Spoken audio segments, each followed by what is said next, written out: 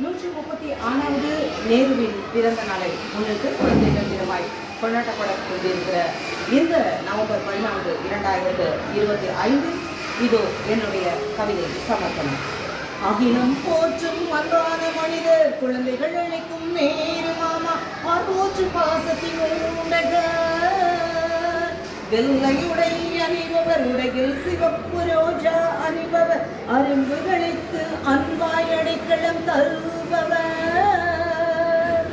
இந்தியாவின் முதல் பிரதமர் அவர் தன் பிறந்த நாளை குழந்தைகள் நாளாக்கியவர் இந்தியாவை பொழிவுற செய்தவர் மண்ணுலகை விட்டு சென்றவர் அவர் மூத்த மகன்களின் வழிகாட்டியவர் நவம்பர் 14 நேருவின் பிறந்த நாள்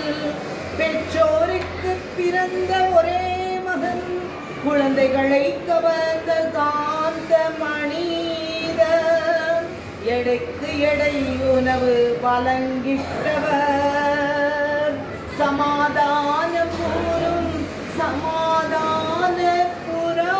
அவர் விடியலை சொல்லி தந்த வித்தகர் குழந்தைகள் உள்ளத்தில் உயர்ந்து நின்றவர் அலகாபாத்தில் பிறந்த காவிய நாயகன்